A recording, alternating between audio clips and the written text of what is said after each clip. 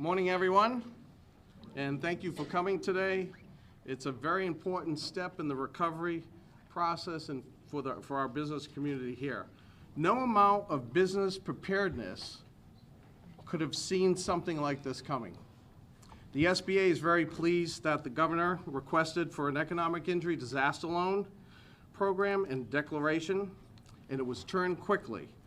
Many thanks to the leadership team in the Office of Disaster Recovery and Resilience in Atlanta, and to the Administrator Guzman for turning the declaration in 16 hours, which was extremely quickly.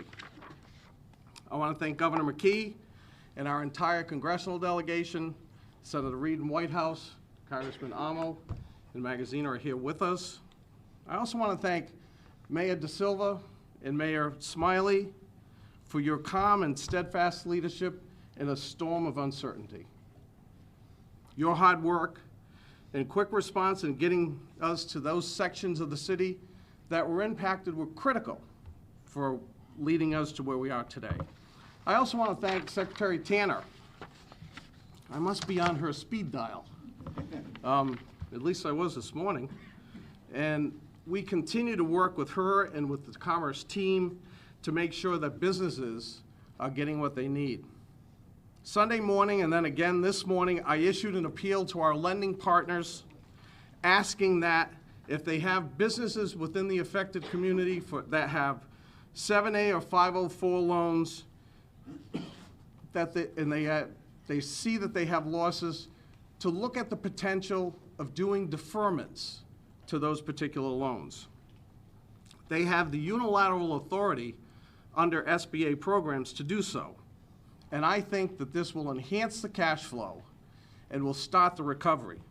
Yesterday, we had a conference call with our team in Atlanta.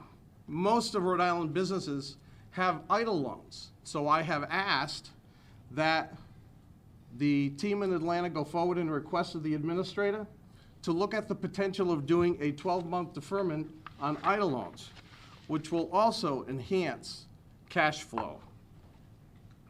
Ladies and gentlemen, today I'm wearing my Shop Local button. That's really important. I want to encourage all Rhode Islanders and those in Bristol County, Massachusetts, don't be afraid, go to the businesses, get a gift card, buy something for the holidays, support your local business community. We want to make sure that people not only shop local, but dine local as well. Today, we're opening our Business Recovery Center here at the Weaver Library in East Providence. Our team, Anita Stenson, who is the lead public affairs, Mike Schwartz, who's the lead customer service rep, is on the end. Martin Znoko, who's our customer service person, and Sparkle Miche, who's also a customer service representative. These dedicated employees are going to be here for an extended period of time through the holidays to serve our business community at this Business Recovery Center. We also have representatives in the audience from SCORE, Al Pereira, as well as Diane Fornaris from the SBDC. I've talked over the past few days that it's not only money that's a concern to business, it's also technical assistance. Maggie Longo is here. Maggie came on she's working at the Rhode Island Small Business Development Center. She came on during COVID, and Maggie is an expert in dealing with restaurants and hospitality. I can't tell you the magic that she has made during the COVID crisis. So we're really thrilled to have Maggie working with us again, because a lot of the people who were affected actually were restaurants and hospitality. So I think we're actually making great progress, and I'd like to turn it over now to Governor Dan McKee. Thanks, Mark. Thanks, Director, and yes, thank you for your leadership.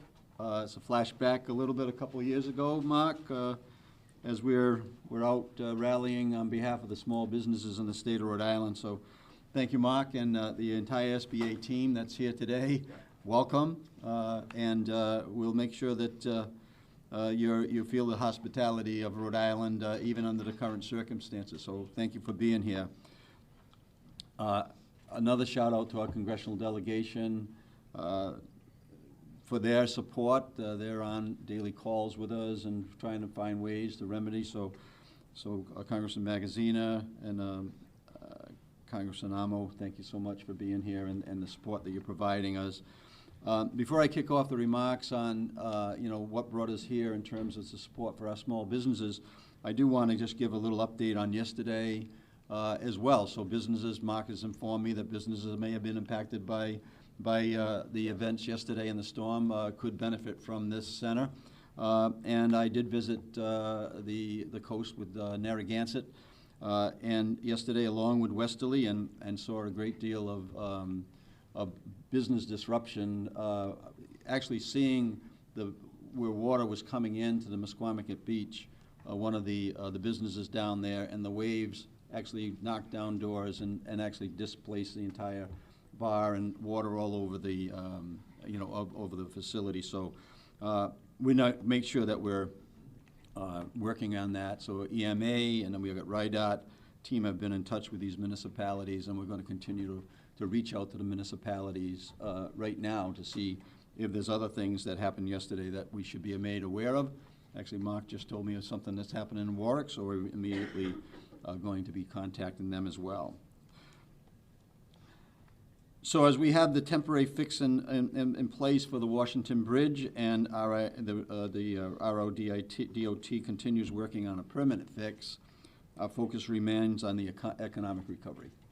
We need to make sure that we're doing everything we can to keep this momentum that we have, including the lowest unemployment rate that we've seen in decades. We've got to double down and make sure that we're addressing the economic issues. So I do feel as though, as a small business owner, it certainly got my attention during COVID, and it's got my attention today as well. I know how devastating it can be to lose any amount of revenue. And visiting businesses, in particular in East Providence with Mayor DeSilva, thank you for your leadership. Visiting businesses with Mayor Smiley in Providence, thank you for your leadership as well, Brett. We know that anything we can do to help these businesses right now, we're going to do. So that's why I want to thank again the Small Business Administration, Congressional Delegation, our team at Commerce. Liz, thank you so much for the leadership you're providing there. We've had conversations with Tom Perez at the White House on intergovernmental affairs, talking about existing FEMA applications and also ways that the federal government, not only through our delegation, but also through the Biden administration, can help us make sure that we come out stronger than when we entered into this emergency. So we're extending in the Small Business Recovery Center, where businesses will be able to come in and get assistance from members of the SBA and our commerce teams. If you're a small business and have questions, stop by or call our small business hotline at 521-HELP, 521-HELP. I'll just say by closing, let's continue to rally behind our small businesses. We're out there really letting people know that let's end the year strong. Let's start the next year, beginning of the year stronger. Let's do the shop local, as Mark suggested. Let's dine local, and let's invest in our local businesses in a way that we support our economy and the businesses. And also, I would also say the people who work in these businesses. I've mentioned, if you're out and you can afford to do so, provide a little extra gratuity, right? Provide a little extra. Those families have been impacted as well as as much as the businesses have. So thank you, and I'll turn this over to Congressman Seth Magaziner. Seth. Well, thank you, Governor. I want to thank you all for coming out here today. Thank the Governor, Mayor DeSilva, Mayor Smiley for their leadership, my colleagues in the delegation who we work together as a team. And as a team, we have worked to make sure that every resource from the federal government that can be made available is being made available. So to Congressman Amo and Senators Reid and Whitehouse, who I know would be here, except the Senate is in session today. I'm grateful for their partnership. And Mark Hayward, everyone is on Mark Hayward's speed dial, and that's been the case for a long time, but he and the SBA team do a terrific job. We know that December is the make or break month for many businesses in Rhode Island. I talked to one retailer in Providence who told me that typically 60% of her sales come in the month of December for the whole year. And so retailers, restaurants, other small businesses depend on the holidays in order to make their year. That is why it is so important that we've all been working together to ensure that these SBA resources are in place to help those small businesses that have been impacted. And if I could give one message to the people of Rhode Island who are watching and reading, it's this. Do your part to support these businesses as well. Don't cancel your restaurant reservations. If you did cancel them, get new reservations. Don't stay home and just shop online when otherwise you would have gone into Providence or East Providence or elsewhere to shop in person. We are all mindful of the fact that traffic on the bridge is not the way it was before, but it has improved significantly since the 2 lanes were open. And so maybe you got to leave a little extra time for your commute, but keep those restaurant reservations, keep supporting those local retailers, because we want all of those waiters and waitresses and line cooks to be able to have a good Christmas for their families. We want all of those retailers to be able to have a good Christmas for their families. So let's all as a state do our part to support local Rhode Island small businesses, just as the team from the SBA is here to do. So I want to thank everyone once again for their leadership, and it's now my pleasure to introduce my partner in Washington, who's off to a great start, Gabe Amo.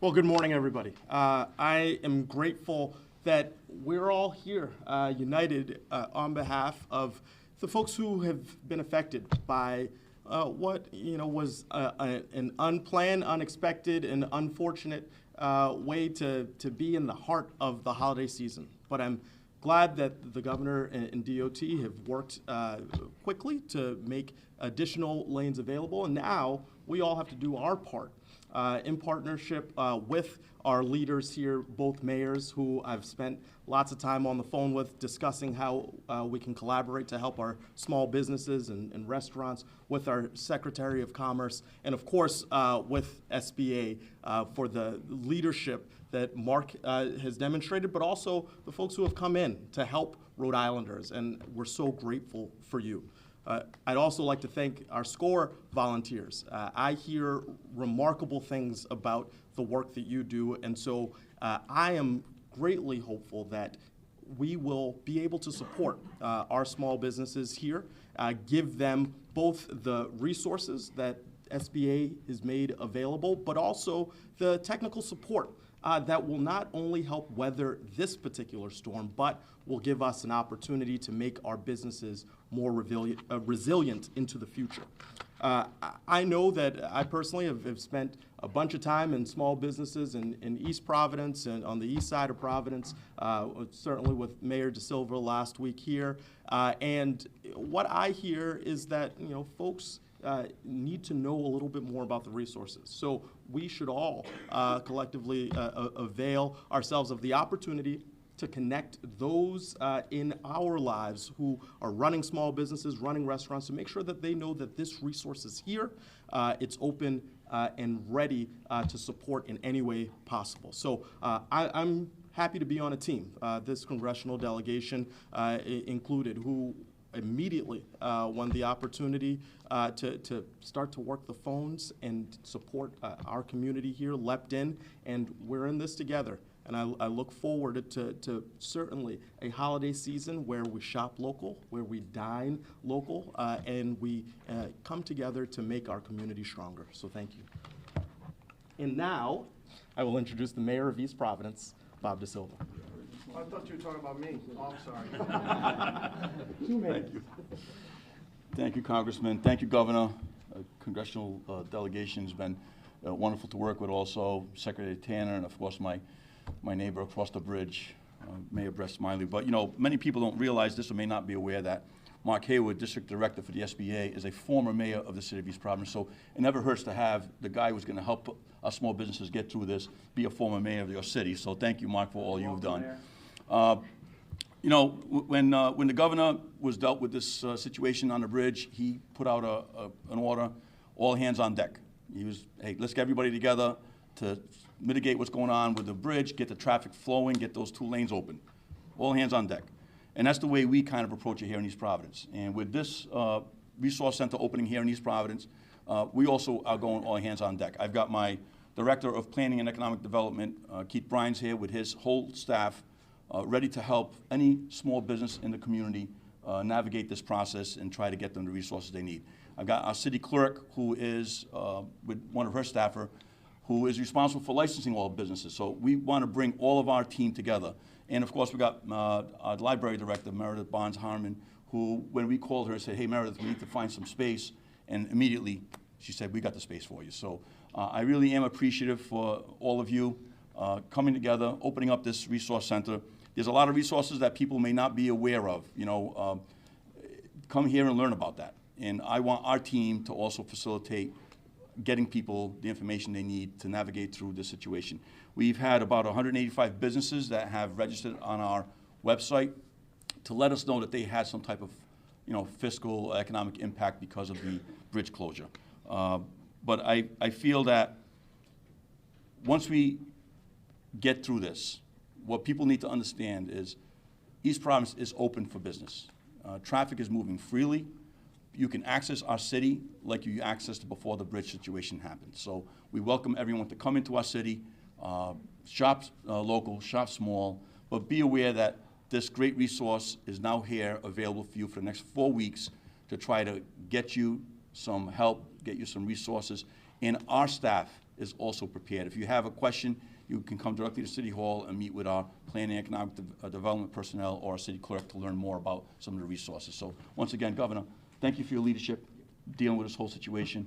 Our congressmen have been incredible to work with. Liz Tanner reached out almost immediately when this all happened, said, hey, how can we help? And of course, my colleague across the river in the great city of Providence, you've been wonderful to work with. Thank you. Thank you. And I'd like to call Mayor Smiley up. Good morning, everybody.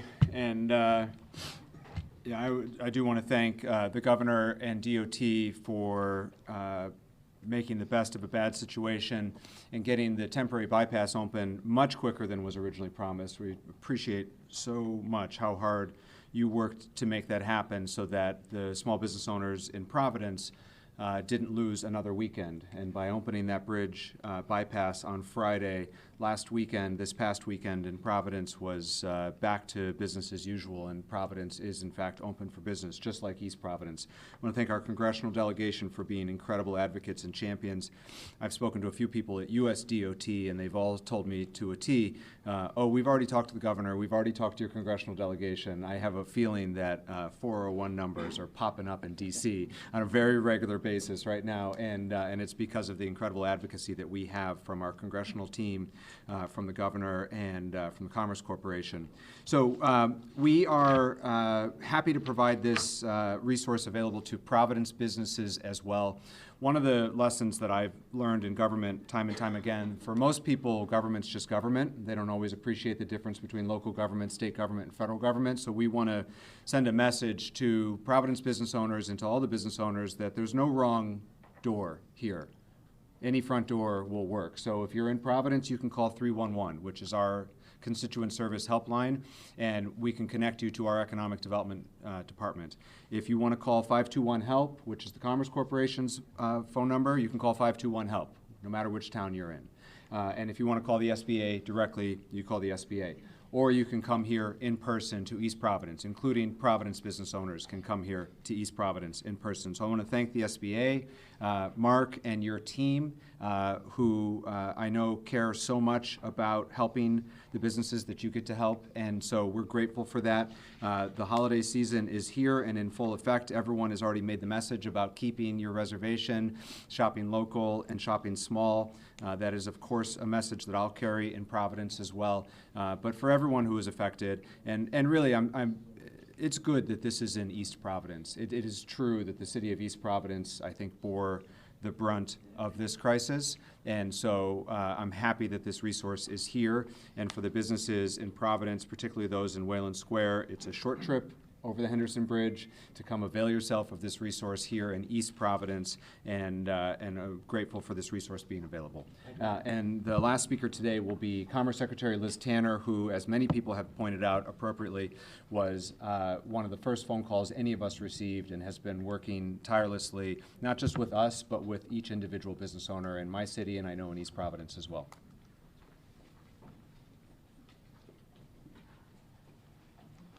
Thank you, Mayor Smiley. It's great to be here, of course, with Governor McKee, our Congressman's Magaziner and Amo, Mayor Smiley and De Silva, and of course, Director Hayward.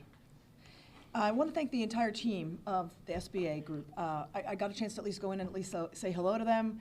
I hope you all realize that they are out of their homes and here visiting us from someplace else the week before Christmas. So we are incredibly grateful for them being here. I'm hoping that we get them up on Federal Hill and over in Great East Providence Restaurant so they can see the fine food and businesses that we do have here in Rhode Island.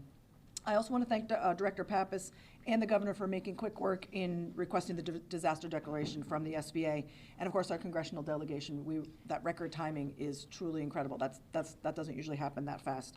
Yesterday we did have a chance to speak with some of our other federal colleagues at the SBA and ask that they work on business resiliency training for our businesses. So for those who can expect that these kinds of things might happen to them, particularly some flooding that you saw yesterday, there is business resiliency training available from our SBA group. And more importantly, we talked to them about requesting repayment of the idle loans that you might already have to be deferred across Rhode Island until the Washington Bridge is fully opened. And so there'll be some more information to come on that, but we're working on deferment for those who currently already have idle loans that they may have picked up during the pandemic. And why are these loans so important to our businesses? It's because they provide this particularly important capital, particularly at this time of the season. And here at Commerce, we work really hard with these businesses to assist them with the technical assistance, whether it be financial, legal, marketing, whatever they need to get them through whatever problem they have. And in this case, we know that we heard problems with making deliveries, with canceled appointments, with reservations, with a lot of lost sales, and that these effects were being felt as far, which is truly incredible. So with regards to some of the supply chain issues, what we were hearing was from restaurants who were hearing from their suppliers that they were unable to receive the goods in their facilities. And so they then had the situation where they didn't even have the goods to be able to sell to their businesses. Thanks to some outreach with our partners at Farm Fresh, they have volunteered to be the receiver of supplies if supplies can't make it to a particular restaurant or facility. They have the facility to post dry and cold goods that would need to be held in a location. And so we're thankful to Farm Fresh for their partnership on that. But I can't emphasize enough that traffic is moving. I live on the East Bay. Trust me, it is moving. I made it to work today, and I made it back over here to the other side of the bridge. But please do not abandon your local businesses. They need you now more than ever. This is their most important time of the year, and this is what helps them get through some of our long winter months. So buy local, shop local, dine local, and for any business who was affected by the storms of yesterday, you can also call that number of 521-HELP. We want to hear from you so we can better understand what you may have gone through yesterday and any damages that you may have incurred. And with that, I'll turn it over to Director Hayward. Thank you. So we just want to make a couple of clarifications here. This center is open for Providence County, Bristol County, and businesses in Kent County. So it's all the affected businesses across those particular counties. It was not extended to Washington and Newport County because we did not have anything at the time.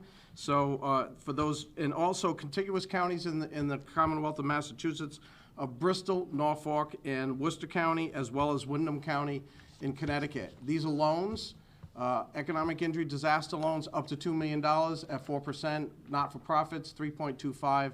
And I think it's important to understand that this center in East Providence is for all of those counties and all affected businesses.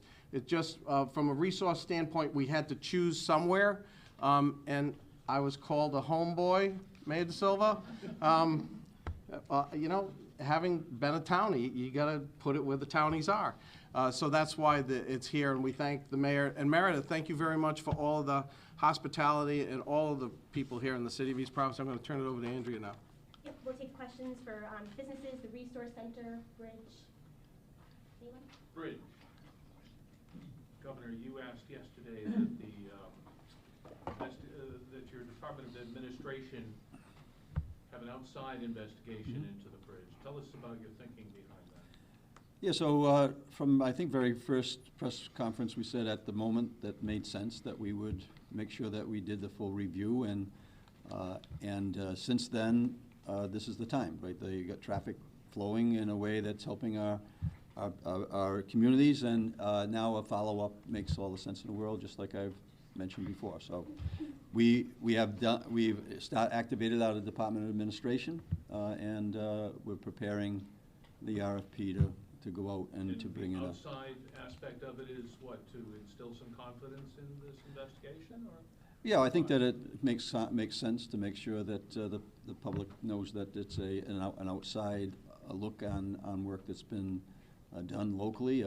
We have confidence in the work that's been done locally. I think that the decision that was made at that moment in time was one that needed to be made, and now we're proceeding to make sure that that we're getting all the information that I think that we're going to be asked to provide.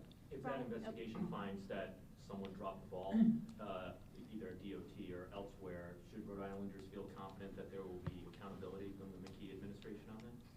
Of course, and we're right now we believe that everything was done properly. We have no reason not to believe that. Yet the bridges are important in the state, and safety is important. So we're going to do everything that we can to make sure that the people live in the state or use our state, transportation are going to feel comfortable. And you said that's an RFP. You're not doing an emergency contract on that? Well, at this moment in time, we're not doing an emergency, but if the case provides that we can, then we'll expedite it. But we're going to make sure that that there's a sense of independence towards the effort. In the last week, have you learned anything new? Have you asked any more questions about whether anything else could have been done, or has the DOT director informed you of anything else, or is it the same answer as last week that you think everything was done that could have been done?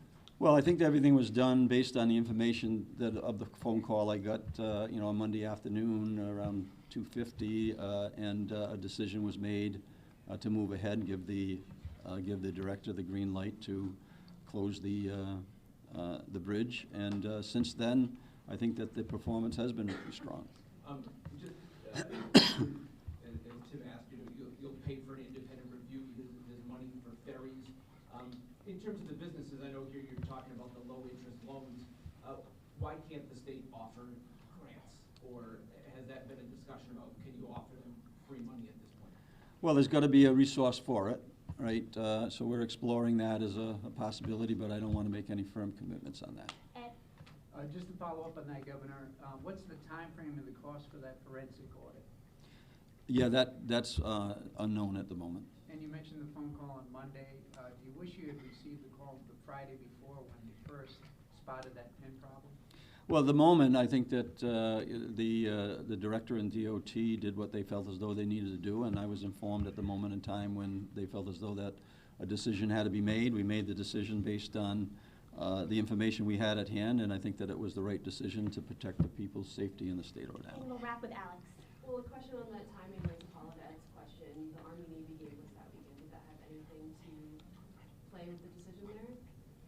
No, we were happy to host the Army-Navy. I think Mayor Smiley was very happy to have the midshipmen in our community, and at that point in time, it was business as usual, as it should be. The phone call came in on Monday at, like I said, around 2:51. Certainly getting the timeline of the sequence of events that led up to the decision, but the decision was a good decision based on the information that we had at that moment in time. With regard to flooding, because there's been some flooding in your town Yeah. and others, what's happening and continuing to flood, what's happening with that regard? So, thanks for asking that question. We're in direct contact with all municipalities, emergency management as well, to make sure that what we, identifying what we need to deal with. I think you're referring even to the bus down in Cumberland, which is closed down Cumberland schools and Blackstone Valley Prep Merrill Academy. So we're aware of it. Are we aware of everything out there? No, but we're gathering that information, and then if there are resources that we can provide, then we're more than willing to do that. Thanks, everyone.